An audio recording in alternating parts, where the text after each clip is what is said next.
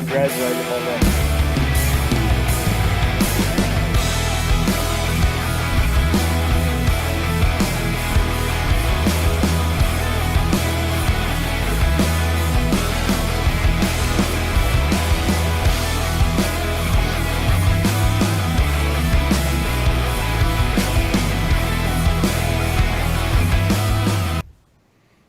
All right, what's up, everybody? Welcome to KBN Live once again. Running a few minutes behind, which means we're right on time, as usual.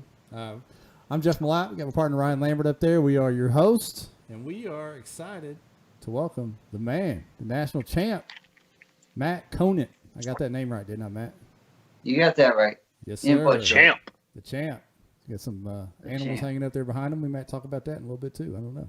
Yes, we will. This all went down in Ryan's backyard. So, get out of here, Ryan. Why don't you lead off the convo and kind of pick his brain about how you figured out that water coming from way up north.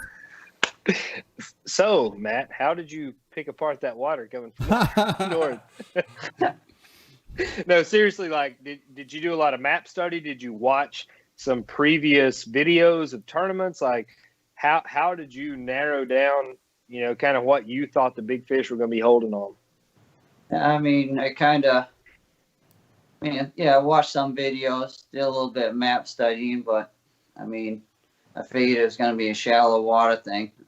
Primarily thinking I was going to come down there and just throw the frog and punch some mats, but I kind of derailed right off the rip the first day. So Gunnersville's tricky. Yeah. I knew I had some waters I wanted to fish, but pretty much just ran around. Picked a couple of spots to focus on. The big fish that you were holding in your picture, was that one of the ones you caught in the tournament? Yep. Yeah. That was in a lot of pads, right? I didn't have any big fish up until the tournament days. Well, it's good that you saved them for the tournament. Yeah. Like a true pro. I seemed to catch fish everywhere I went, really. I just had to cover a lot of water, so I just happened to run into a couple of spots where it was kind of close to a ramp, and one spot I caught a couple of fish, three fish one morning. I think it was the second day of pre-fishing, and I just happened to pass by that spot again on the way back around lunchtime, and I'm like, shit, I'll take a ride over there and see if that spot reloads, because it's kind of like a little isolated spot. I couldn't figure out why they were there. They weren't on the 300 yards of bank ahead of it that was the same structure, but they were holding in this one spot. I just happened to cast in there, and I got two more fish. And then at the end of the day, I ran by that same spot, and I got another two fish off that spot. So that was I think that was the second day of practice, so it kind of hooked me on that area. And then I just started poking around and figured it out from there. Were you finesse fishing? Were you throwing like a light bait, or were you? I was kind of covering a lot of water with a square bill KBD 1.5, running up and down the weed lines. And I seemed like, I don't know, I was just keeping it on track and running that shoreline. I'd pick one up here, pick one up there, and then was consistent with getting fish. So I went back to the same waters and just kind of slowly dialed it in day to day and found a couple of spots that were holding fish. But what did your biggest fish come on? Weren't getting the fish there at the ramp. I was talking to guys at the end of the day, and they're like, no, 2, maybe 3 fish. And wasn't up until the 2 days before the tourney started, I got consistent limits those 2 days. Decent limits, 80, 85. Yeah. But, I mean, just really covered a lot of water. I had 2 spots where I wanted to key in on that I thought that people wouldn't really be as piled up in the, the famous spots down there. So kind of like to try to find a little water on my own, get away from people. So, I mean, that's pretty much what I did. I just covered a real lot of water in practice for a few days. Did you go back to the same spot? Did you go back to the same spot 3 days in a row and just run those same banks, or did you move a lot? Well, I mean, yeah, I kind of went back to the same spots. I got fish here, and then I'd fish around the area a little bit more, I'd pick up 2, and then, so I was picking them up in just little isolated areas, but I was kind of fishing it fast at the same time, not really staying there and beating it up. So Then I had a couple of times during practice where they came up schooling.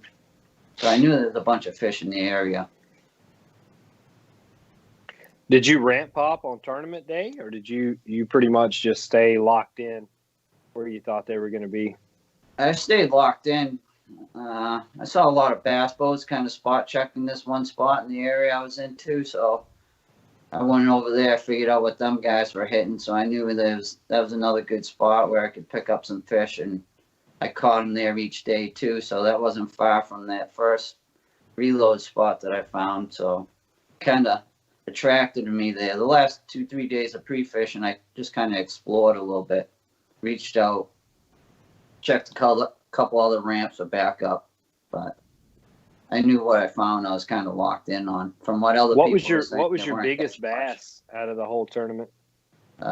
22 and a quarter. I had a 22 the second day, 22 and a quarter the third day, and a 21 and a half. Actually, no, 21 and a half was the second day, 22 was the first day. What were you catching the big ones on? What was your biggest bite? The 22 and a quarter. That was on a chatterbait. Makes sense. Yeah. Those have been known to win a little bit of money here and there. Yeah. and I caught that fish probably 30 yards from where I got the 22 on the second day. Was your bite consistent all day long, or was it sporadic? It was an early morning bite. I was throwing a walking bait. Lucky Craft Sammy. I was throwing a popper too, but I was getting bigger bites on that Sammy, so I just stuck with that for the first, probably till about 9:30. Then it'd die off. And then my bite didn't pick back up until about noontime, 12:30, and then it was pretty much just running around with the chatterbait the rest of the day. Gotcha. Last 2 hours. Were you throwing That's the a good plan. chatterbait? The hammer? What? Were you throwing the jackhammer? Yep. Okay. 3/8. There's no reason to throw anything else. I don't even know. People run out and buy all these cricket midgets or whatever the hell they are and try to do this stuff. Man, just spend the money and buy the jackhammer and win That's it, $35,000. I mean, it's going to pay off. You can spend $17-18 on a chatterbait. You're going to be fine. Right. But you got confidence in. So. It catches fish. I mean, it does. It catches fish. That's all sizes. That's state championship 2 weeks ago. Me and Brad Golden sat up there and beat the brakes off of them with a chatterbait. Yeah. Jordan Marshall, congrats to Jordan Marshall and Eric Thomason. They were up on the TOC waters fishing the Fishing for Soldiers tournament. They finished 1 and 2. Bang bang. Same little deal. Go get you some chatterbaits. It's worth it. Every penny. I found one that sort of compares, Ryan. A guy here local actually makes them, but he got a cease and desist order from Z-Man to stop making them. That's what I was gonna say. All the ones that compare, you get a letter in the mail. Yeah, he got a letter. He got a letter in the mail. By the way, if y'all need any Yak Addicts Bull Red shirts, you're gonna have to contact me directly because they can't be on the website anymore. Oh, really? Okay. Hey, speaking of shirts, one of the Allen brothers, I think it was John, chimed in and asked where you can get a hoodie like the one you got on there, Ryan. You just have to go to kayakbassnation.com/shop. Yeah, man. Yeah. Jeff will hook you up. Jeff will send you some stickers. We got G-strings, whatever you're looking for. Yeah, G-strings. It's a little cold up there for you, man. But we might get you one anyway. Yeah, we're out of the G-string season, man, up this way. Yeah, it's too cold for that. We'll catch you about what, April, May? Yeah. When does it get warm up there? June. All right. Yeah. Okay. Hey, John. We fish up here all winter. Yeah, y'all are men up there and tough women. John had a comment. He said, "This dude's a realist."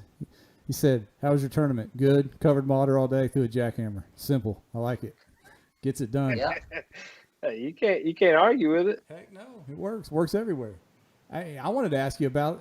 I've never fished up where you're at, Matt, in the Northeast, but I see pictures all the time, and it looks like, and you can tell me if I'm wrong, that some of that water up there with the vegetation in the water and stuff kind of sets up or compares to Guntersville. Did that help? Oh yeah, I mean we fish the same, like the hydrilla. Not much of that eel grass, but a lot of hydrilla. The only difference is the water clarity. Up home, it's clear. Like yesterday, I was fishing 10 feet of water, and you can bottom, you can see bass swimming off. So that's the only difference. I knew I was coming down to Gunnersville. I was just going to fish like I'm fishing back home. Fishing for What's the the same furthest fish, you know what down I mean? you'd ever fished before?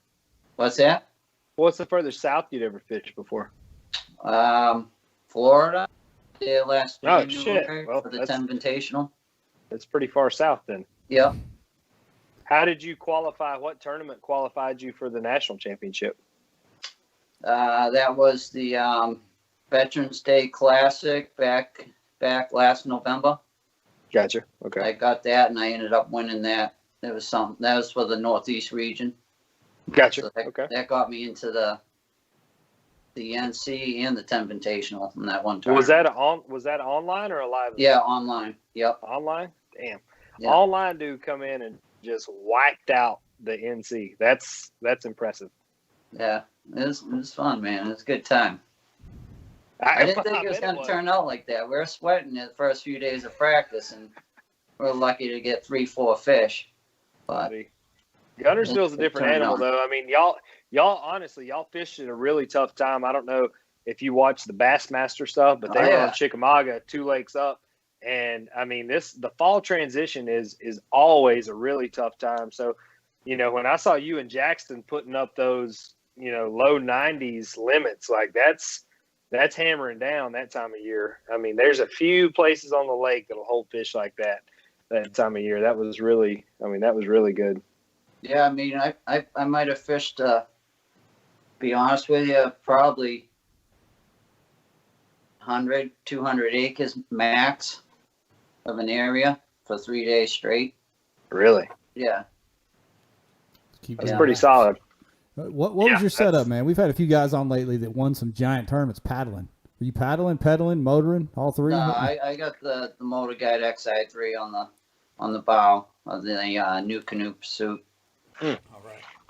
Yeah. I remember Everett posting something. He said he tried to get you on the new canoe team previously, and you told him to kick rocks, and then you went out and won the national championship. Yeah. He said, "I don't need a jersey. I got this." Oh man, no, that's awesome.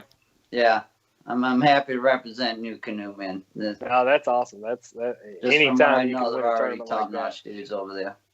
If you already had one, you know you're real. You didn't just jump on the train after the fact. My boy Derek, he had one all hooked up before me, so he had the whole setup dialed. Yeah. Are you fishing any of the BASS stuff, the bass stuff? No, I haven't done any of that stuff. I just been focusing on KBF. I mean, I got to juggle work and everything else like that. I got you. I'm fortunate enough to get the time off that I do just to do KBF So John stuff. Allen, John's a big 6'4" shit talker from Texas. He offered to take you to tight ends anytime you come to Texas to fish. Tight ends is like, you got Twin Peaks up there, right? You've been to Twin Peaks, haven't you? No. Restaurant Hooters? Hooters, yeah. So this is like Hooters except for the bottom, like from the bottom for the bottom end. John will take you there, and John might even pay half your tab if you really? If you want to go to Texas. It's worth it. You got to be careful down in Texas. Listen, yeah, you do. It's worth. I went and met John at Tight Ends. We had a lovely dinner with Duke Tran and Matt Scotch. I took Matt Scotch back to my hotel with me. Ooh. I'll say that, and I'll leave it there. Do tell. Yeah, he burnt $40,000. He burnt 40,000 of my Hilton points to put his little ass in the hotel room. He could have just slept in my bathtub or something. No offense, Scotch. Katie's already got the link to that place. She's always on point. Katie. I swear. Yes, completely worth it. Katie better be there next time I'm in town. Yeah. I'm gonna say when we get to the Classic, I better see all the Texas people. Hey, last time I was in Dallas, we were down there for my wife's work. Actually, we had a blast with Katie. I know. Pendergraph, all of them. We had a good time. I saw the pics. Christopher Calori said KBN just went off the edge. Get out of here, Chris. Don't make me tell him about the conversation we had earlier tonight. Chris. Hey, back on the fishing, Matt. Talking about fishing that little 200-300 yard stretch. We had a lively post on the KBN group this week about people being crowded and covering up each other's water. Did you have any issues with that? Did you get pressured at all, or have any problems with people cutting you off or crowding you? No, man, I actually got a lot of respect. I had one guy on day one. I took a ride around 10 o'clock when it died off. I went to check a couple other spots, started getting a little nervous. Day one jitters, and then I'm like, dude, you got to get back over there. So it took me about 2 hours, and I'm back over there, and I noticed some guy in there fishing at the end of the day. I caught a couple of fish and kind of kept it down so he didn't see me. And then the next morning, same guy's at the ramp. He comes over to me and he's like, you know, is that you over there? Yes, yesterday at the end of the day. So I explained to him, I'm like, yeah, dude. You know, I'm kind of battling for the lead right now. And the guy was like, oh man, no problem. He's like, where you saw me, I will not move. That dude went into where I was fishing and stayed in this 100-yard stretch and never moved all day. That's awesome. All day. Mad respect. I went over there at noontime when the bite was down and talking to him, and he says he wasn't getting much. And then dude just stayed there and didn't give me any problems. What was his name? Big respect. He saw where I was fishing. He stayed away. And then I had another local guy come in and fish by, and then he came back a couple hours later and was talking to him and told him what was going on. He's like, dude, I'm out of here. I'm out of your way. That's all awesome. Set. Nice job, dude. So, who was the guy that stayed in the spot? It was really like an isolated bite where I was and what I found. So guys around weren't catching much, but so the local guy, he was surprised when I told him where I was and what I had for fish. And so he was mad cool. He pedaled off and gave me the grounds back. That's fantastic. So, you want to name drop him of who that guy was or no? Mike Cabe was the one guy. I don't know what the local dude was. He said he lived about an hour away. Shout out to him Mike. And his buddy. They fished the area heavy, and so he had been there for 2 days and hadn't got a limit each day. So he was kind of surprised when I told him I was up there at the lead battling for the lead. Good job, Mike. That's right. Good job. That's what we want to see, man. We don't want to see people, bullying each other and arguing out there. That's what we want to see. Yeah. No, man. I mean, a lot of it's respect. Like, if you tell somebody what you're on and what you're trying to do, and I mean, I fished Guntersville and Chickamauga quite a bit, and we have big bass boat tournaments on there, and we were fishing our local kayak club on Chickamauga, and they were having the Big Bass Splash, which the Big Bass Splash pays out like, huge money for the biggest bass of the weekend, but it pays out pretty good money for hourly big bass. I cracked off like a 7.5 pounder in front of these dudes fishing the Big Bass Splash, and they completely pulled off the water, but just nice, cleared out. And I think if you find anglers like that, if you've ever worked for anything, if you've ever been out there, pushing all day trying to accomplish something, if somebody else rolls in on your stuff and you let them know, that kind of tells you what kind of person it is. Are they going to sit there and are they going to try to pick off your fish, right, or are they going to give you space and let you accomplish something that you figured out that they didn't know in the beginning? I think that's kind of the difference between regular angler and a great angler, and you can be on either side of that. Oh yeah. So the great angler can be the guy catching the fish, or the great angler can be the guy that says, hey, he's out here waxing them. Today's not my day. Let me not mess this up for him. Everybody kind of stumbles into luck every now and then. And when you do, you don't need anybody, messing it up. I think one way or the other. I think we learned those guys are called PKAs. You know what that Isn't that right? Get out of here. So right. PKA apparently is Professional Kayak Angler. That's a new acronym that we had bestowed upon us last week. I didn't know there were any professional kayak anglers, like professional kayak anglers. Right. But apparently we've got some folks out there that are designated PKAs. Congrats to Eric Siddiqui for being the first PKA. I like it. You got named, you got called out. PKA. Good job. PKA, man. Yeah, man. PKA for life. That ought to be a KFL team or something. The PKAs. Yeah, they got one. I think it's a Tennessee team. From That's what right. I heard. I don't know. There's so much going on, man. 2020 is wild. I don't know what's going on anymore. It is. It's real wild. Hey, Matt, break down what exactly, because you didn't just win the NC, you won multiple things over that weekend. I saw a bunch of manhole He won covers. every damn thing. Yeah, you had like hubcaps for days all in your hands. I didn't know what was going on. Okay. So break down exactly what all your titles were, because that was pretty awesome. Me and Ryan each got one of those. We're not hating. I got a hubcap. Yeah. The Trail Series, the Challenge Series, AOI, and Rookie of the Year. Good. So you got 5. Yeah, five titles. Yeah. You got 4 wheels and a spare off that. Yeah. Okay. I got all wheels covered for sure. That's domination, son. That's awesome. That's dirty, man. I know, and I talked to Jackson back and forth the whole time. You know, like he's fishing this tournament, and I don't know if you know Jackson very well, but Jackson is a young angler, full of hustle, full of drive. You know, like overthinking everything, like trying to keep him focused and motivated and whatnot. And you're just sitting out here continuously catching big fish, and he's like, I don't know if I need to. Do I need to be pulling off the fish? Do I need to be hammering on them? Like, I don't know, trying to manage a bite. How did you manage your bite? I know you said you had a hot morning bite. Did you lean on those fish hard all day? Did you take a 2-hour break and let the area rest? You said you were fishing a relatively small area, or did you just keep casting all day long? No, I pulled off and I just went fish less productive area where I could just cover a lot of ground still and pick up a straggler, 15, 16, 17. I'd have a good one in the morning, but the third morning I missed like a 4-pounder. First cast came up completely out of the water. Missed my bait. They were just missing my bait in the morning bite. So that last morning I only had 2 fish. So I just, like I said, I'd just go out and I'd hit the less productive areas of the area that it was in, and then I'd come back to the good spots when I knew the bite was going to start turning on.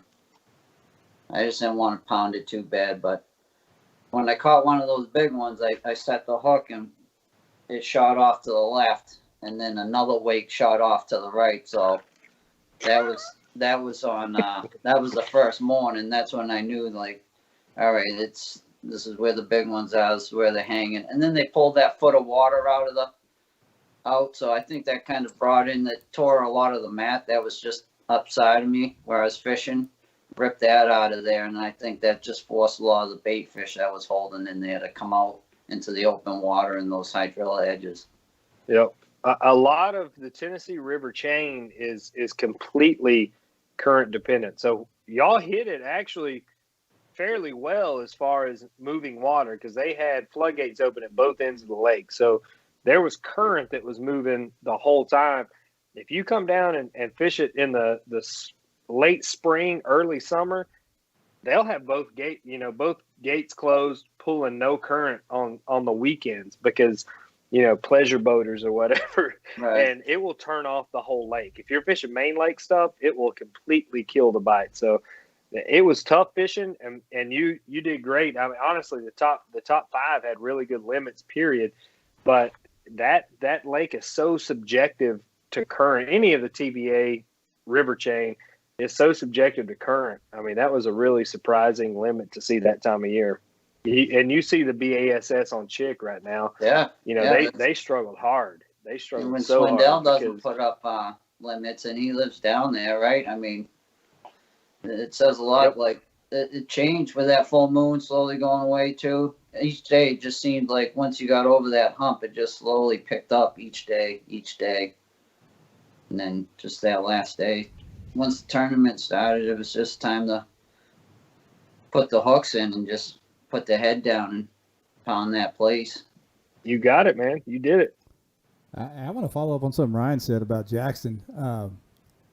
And this is no knock on you, Matt, because you seem like an awesome guy. But Jackson is kind of a well-known young angler. Good friend of Ryan's and a lot of other people in the nation. So the momentum was real. A lot of people were pulling for that kid. Were you even aware of that, or did you just keep that out of your mind and keep rolling with what you were doing? I mean, I knew he was the 17-year-old phenom. You know what I mean? Who doesn't know Jackson Noah? You know, I fished his charity event there that he had a few months back over the summer, that month-long one. And so, you know, I've been reading about him. I've heard Derek talking about him in the past. So, I mean, I knew he was a hammer, and he came out and put the business down the first day with that 92-something inches. So, yep. I was just hoping. You stayed after him, though. And that's, you know, what makes you good isn't coming in and winning every tournament.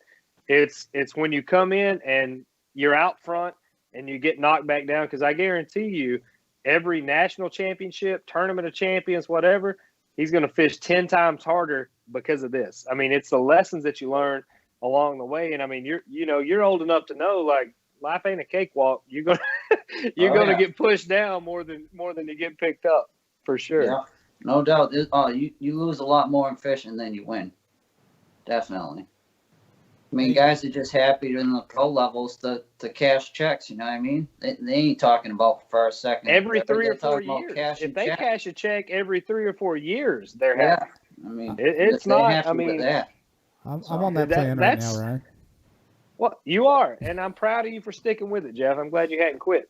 But seriously, as we talk about, you know, what we're looking at and what we're trying to move toward, you know, maintaining relationships, promotion, sponsorships, marketing, that part is as big as your fishing. Honestly, it's probably bigger. If you are ever trying to be a professional in the industry, your relatability to, you know, people watching, your audience, that's going to weigh way more than your performance on the water. Because if you look at your favorite anglers, Mike Iaconelli, for instance, like, you know, Mike may not go out and hammer out, you know, 10 or 12 big tournaments in a 3-year span, but he's entertaining and he, you know, he keeps people's eyes on him. He's captivating. Yeah.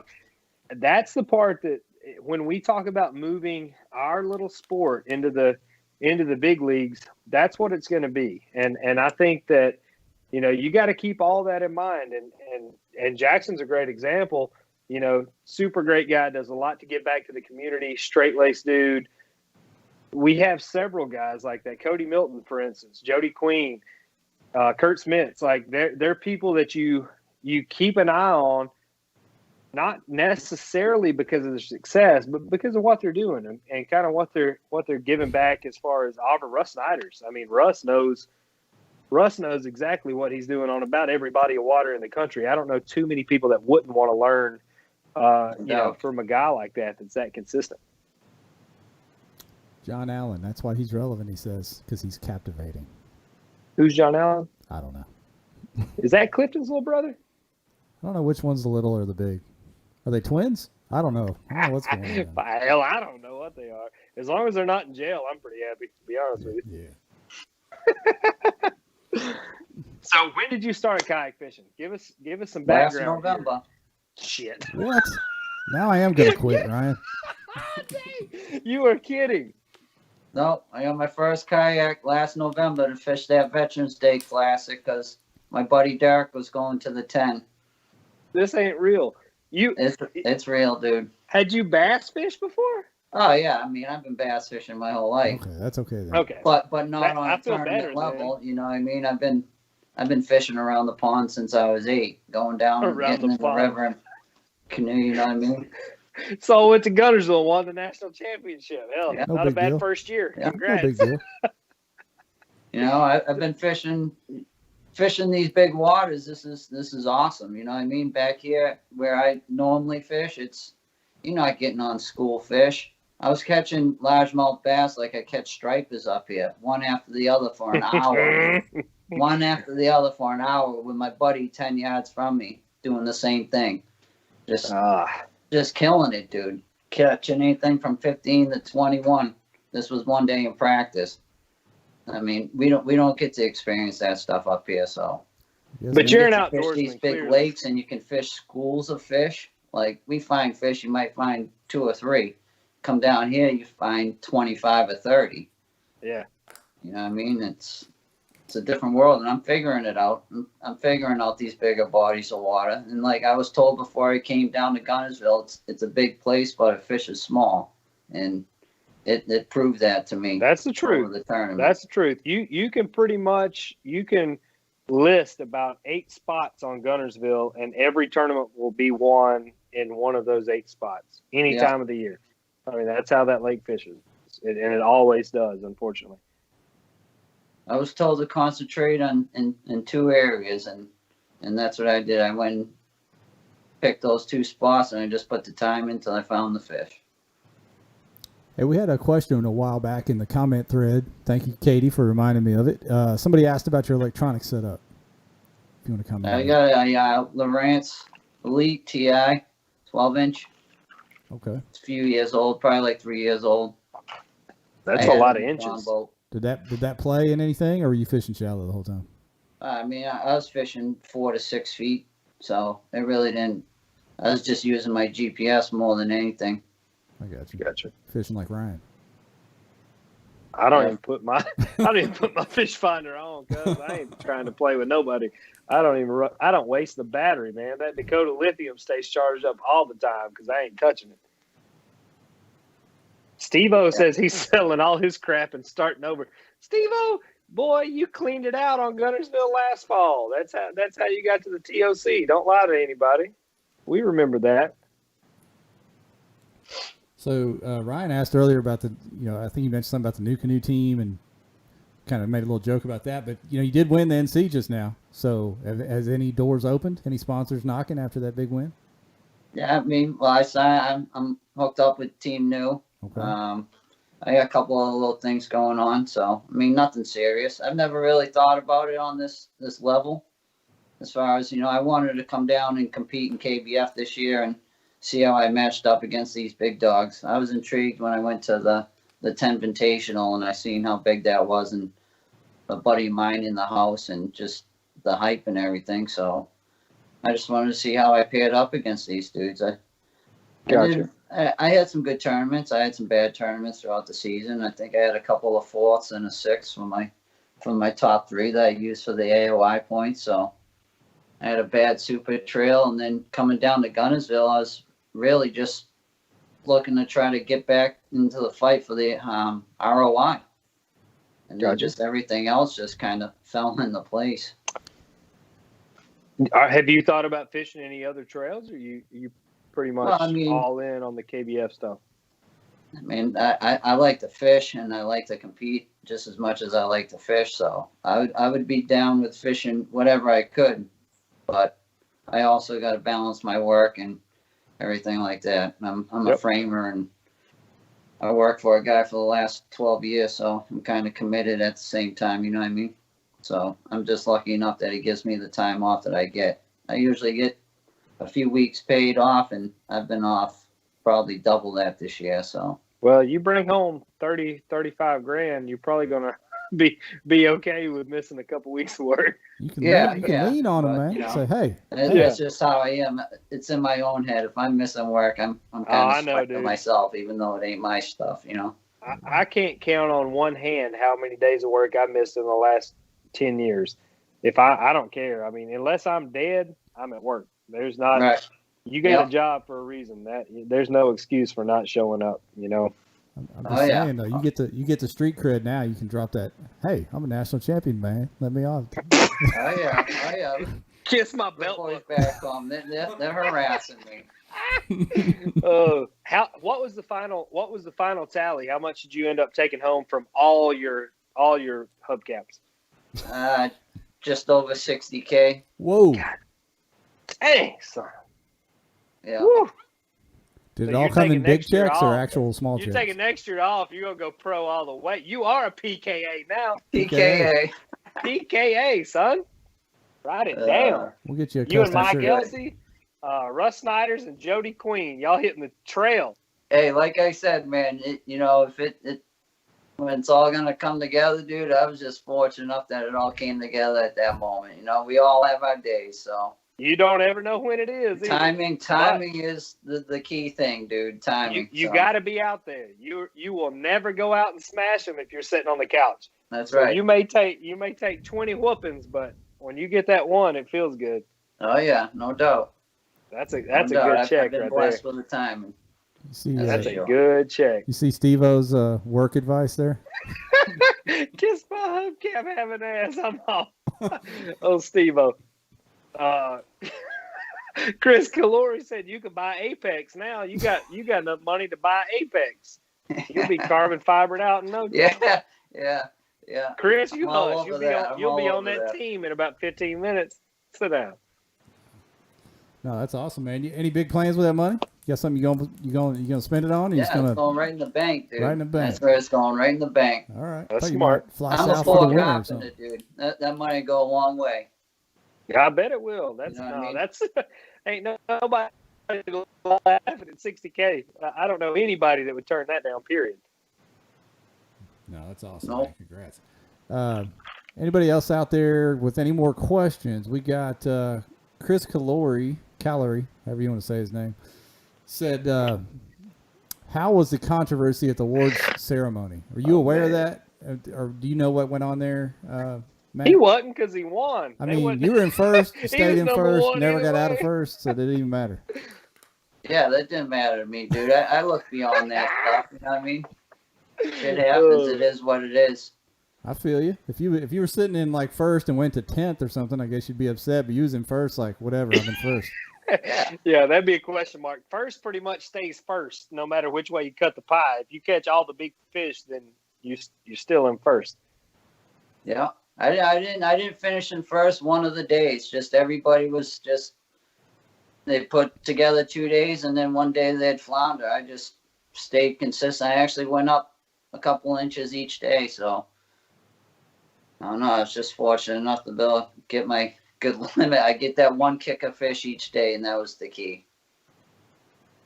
That's what it does, man. That's good. John Allen's asking about the juice. He wants to know what was the go-to color of your chatterbait. What was it? The Brett Height Delight. Ah. With those Yamamoto trailers that they gave us in our care pack when we went to sign up for the KBF. And listen, hey, I'm going to save you some time and some money as your fishing career progresses here at the PKA. Get you some razor shads. It's the same thing as the Zako, but they last forever. You can throw one for like a month and a half. Yeah, I promise. If it doesn't last a month and a half. That stuff comes off at the end of the day anyways. You know what I mean? I've got rusty chatterbaits that's been on my reel for 2 months, 3 months now. Don't listen to that. You're wasting money. I know you got 60 grand in the bank, but you ain't got to just burn money. You can do this. Come on. Didn't you hear me use the free ones in his care package? Yeah, I you gotta use use those up. Come on. That's what I'm saying. Yeah. I use what I'm given. You know, I didn't go to the store and buy new trailers or anything. I like Utilizing what I got for free. the man. You tweet me when you need some new trailers, and I'll send you some that don't pull off. All right, I got. Send me some, dude.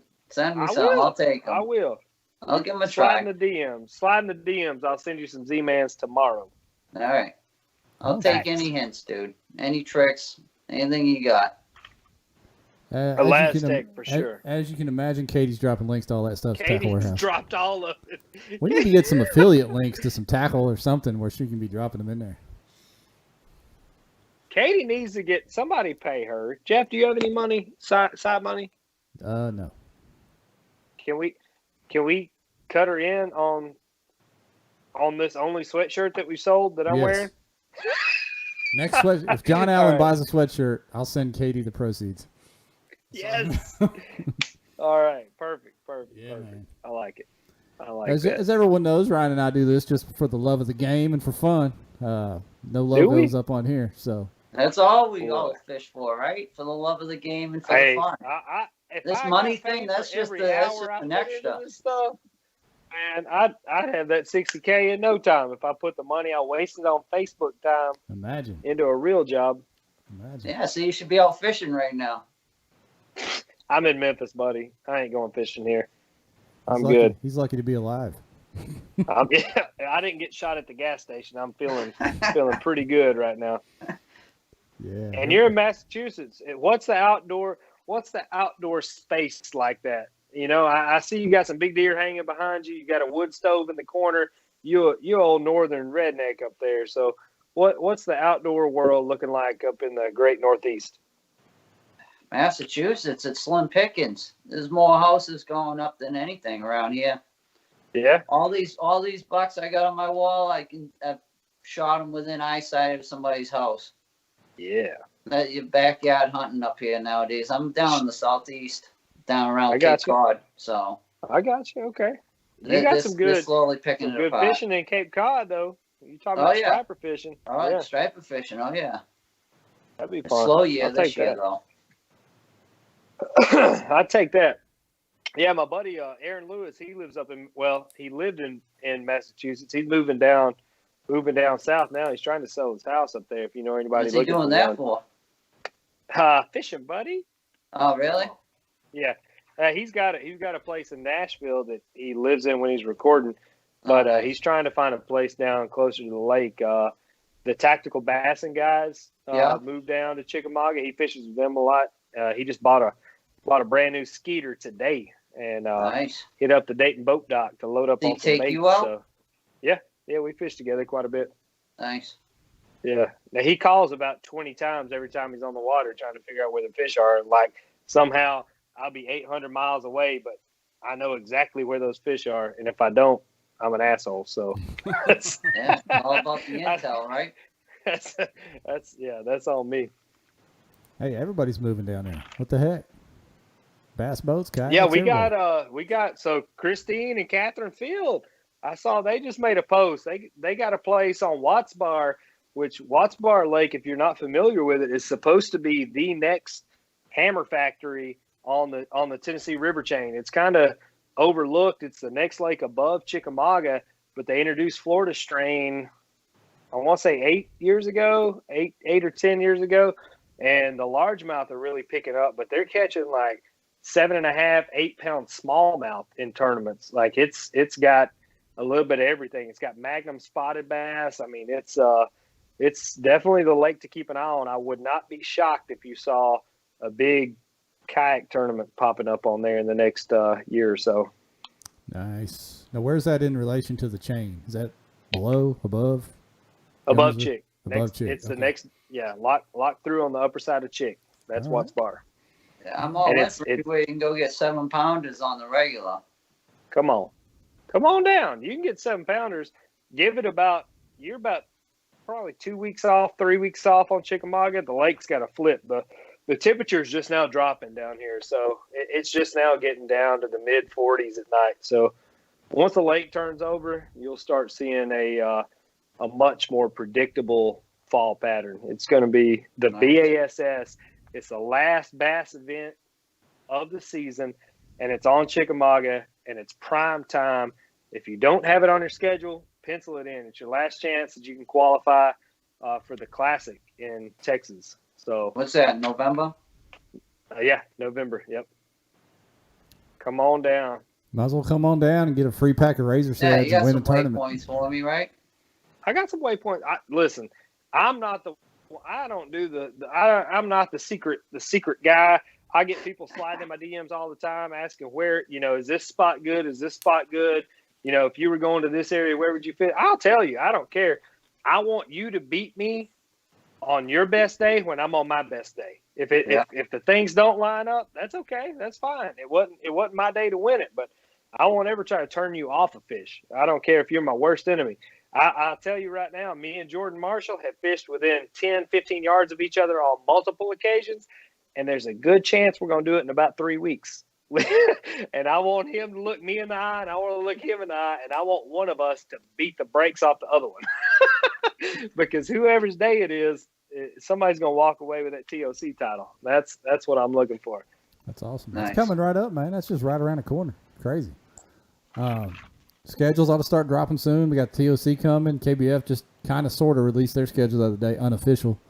We'll talk about all those when they all become official, but I'm excited. Ready to see what happens. What was on that KBF schedule? I didn't see it. What did you take a look at it? You said it. I know you said it was northeast heavy.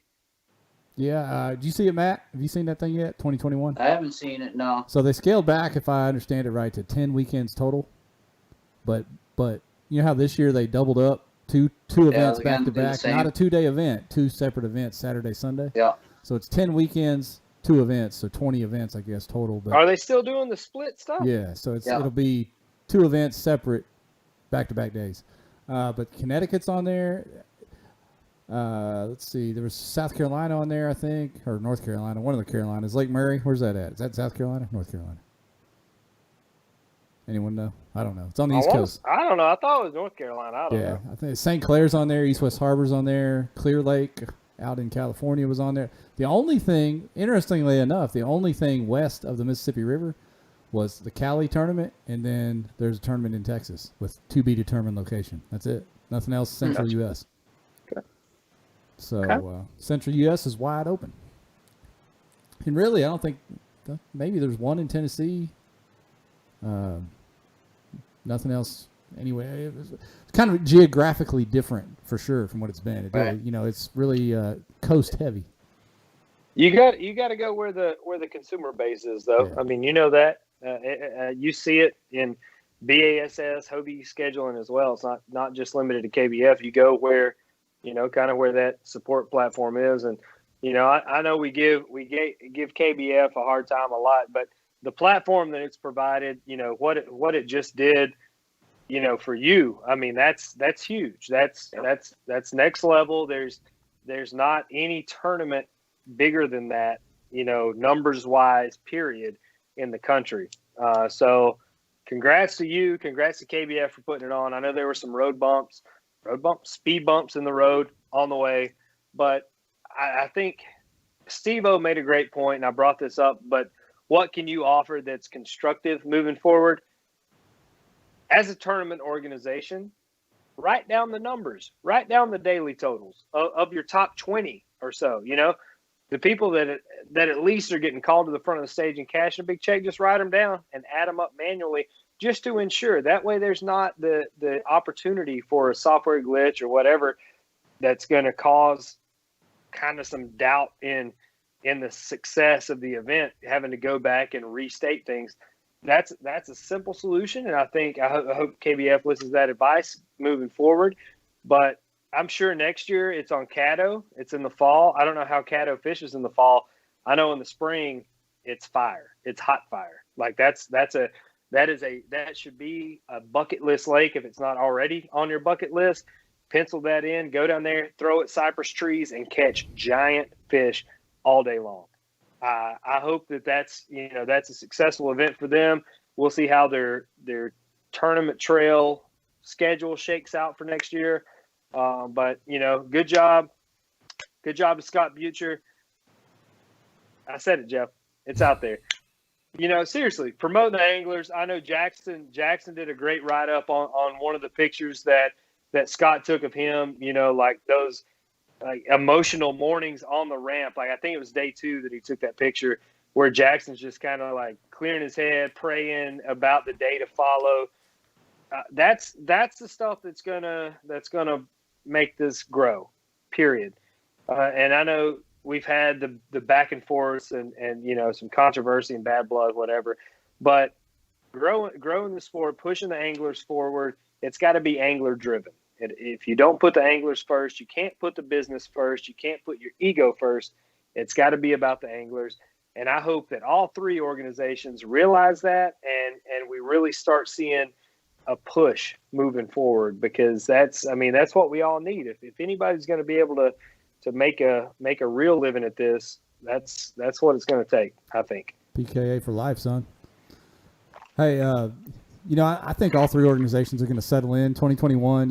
This was Bass's first year. Hobie's locked in. KBF's figuring things out. When all the schedules get done, maybe we'll do a show and just break down all 3 schedules and talk about them. Yeah. It's good that there's options out there. It's all the same anglers pretty much fishing all of them, so we're always pulling for all you guys and girls out there fishing them. So yeah, great year even with the challenges we've had. Matt, we're so glad that we had you on here and glad to see you pull that win off. I mean, 60K going into the winter in Massachusetts. I mean, geez. Yeah, man. You got to represent for the Northeast if you're gonna go down there to the South. Right. I can't believe somebody come with down that swinging. accent You can't came come into down Gunnersville and just clean the whole slate off. That's impressive. Well, hell, we got dudes from Indiana winning in Caddo, Massachusetts winning on Gunnersville. Is a Southerner ever going to win the Natty? That's what I want to know. Hey,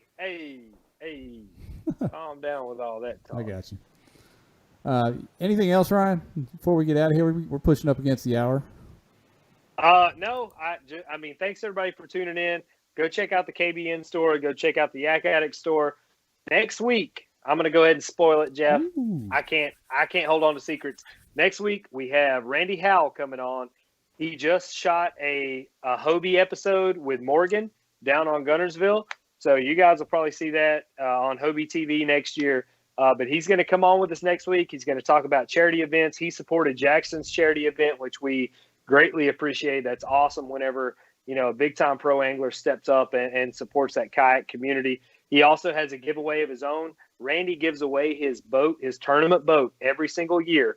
You can buy a chance for $100, and he does a boat giveaway. Our own kayak angler, Farron Davis from Middle Tennessee, he won it last year. So he's going to be coming on to talk about the charity, his experience kayak fishing. He and I fished together, a couple times in the past, and give us a little insight into what it's like on his side of the world. So y'all come back next week and check it out. That's huge. Matt, anything else you want to shout out before we go, man? No, man, I just want to thank you guys for having me on. It was a pleasure. Oh, you're the man. Great interview. A lot of fun, man. Appreciate Congrats, champ. All right, man. Good luck in that bass tournament. Yes, sir. All right. Thank you, everybody, for watching. We're going to wrap it up. We're gone. Thank y'all.